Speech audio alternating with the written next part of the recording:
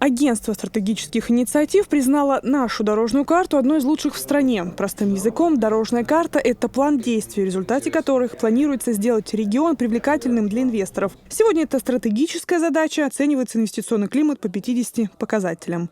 Целью дорожной карты как раз-таки является устранение тех бюрократических препонов, которые стоят перед предпринимателями, а в более узком смысле перед инвесторами, которые хотели бы зайти в Чеченскую Республику, инвестировать. По всем показателям определены ответственные исполнители, сроки исполнения, а также целевые значения, которые необходимо достигнуть, собственно, для того, чтобы эти административные препоны, как мы уже говорили, препятствия были устранены.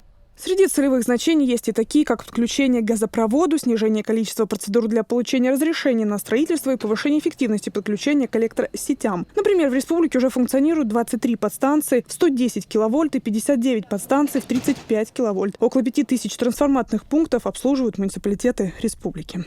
В структуру Чеченэнерго входит два участка, южный, северный участки, это то есть по территориально они обслуживают сетевое хозяйство в целом Чеченэнерго. Также в Чеченэнерго входит транспортная служба, производственно-ремонтная служба, 13 районов и 3 городских районных и городских электрических сетей. За 9 месяцев текущего года общий объем инвестиций в основной капитал составил более 19 миллионов рублей. По сравнению с прошлым годом показатели выше на 21%. Причем в этом общем объеме средства субъектов малого предпринимательства занимают аж 43,7%. Бюджетные средства – 31%. Однако, чтобы вести грамотную инвестиционную политику, республике нужны профессиональные менеджеры. Уже есть договоренности с ведущими мировыми компаниями, готовыми работать в Чечне. Нами проведены переговоры со всемирно известной так называемой «большой четверкой», предоставляющей аудиторские и консалтинговые услуги, такие как PricewaterhouseCoopers, Deloitte, Ernst Young и KPMG.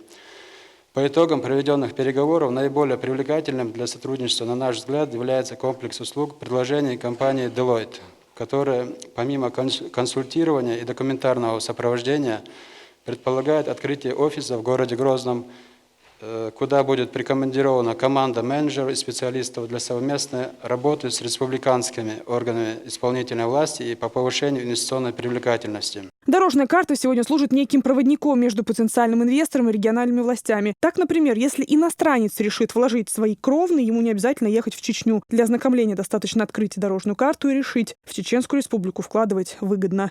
Левтина Банадыкова, Муслим Типаев и Луиза Юнусова. Новости.